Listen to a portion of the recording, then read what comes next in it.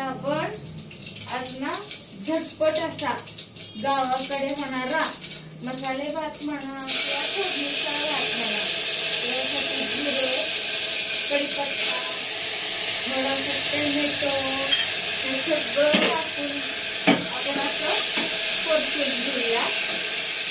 आपण चिरून घेतलेल्या भाज्या जेवढ्या घरगुती पद्धतीनं करायच्या ना आपल्याला भात हा, मग घरात ज्या भाज्या असतील त्या सगळ्या भाज्या स्वच्छ धुवायच्या आणि चिरायच्या.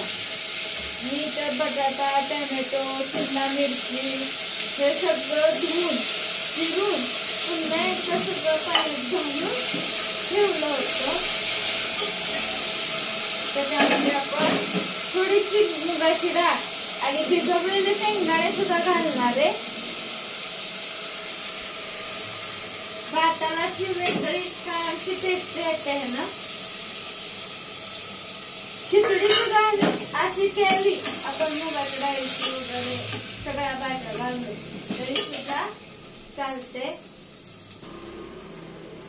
त्याच्यामध्ये थोडस खोबरं, कोथिंबीर, हिरवी मिरची, आलं बारीक करून घेतलेलं घालतीये.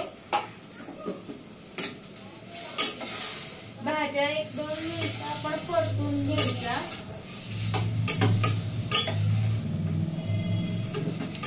आणि आता थोडे मसाले घालायला सुरुवात करायची. मी इथं मसाले भाताला मसाला घालते.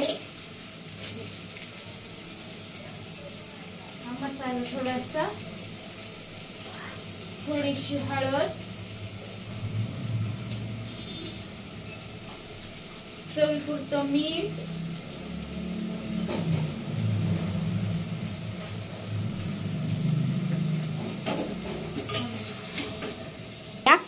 दूध मी भाताचे घालून घेते.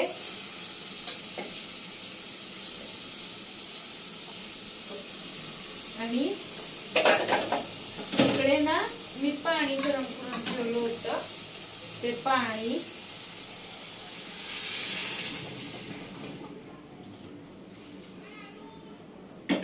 मी आता पाणी अंदाजे ठेवलं होतं.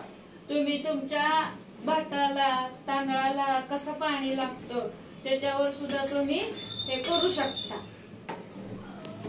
झटपट असा मसाले भात म्हणा किंवा मुगाच्या डाळीची खिचडी म्हणा, ती आपली आपण इथं तयार करून घेतले. 4 ते 4 लोकांसाठी भरपूर आहे. इथं आहे पापड, मस्त अशी गावाकडची मुगाच्या डाळीची खिचडी किंवा मसाले भात खायला या. नाना नानी किचनला लाईक करा, शेअर करा आणि सबस्क्राईब करायला विसरू नका.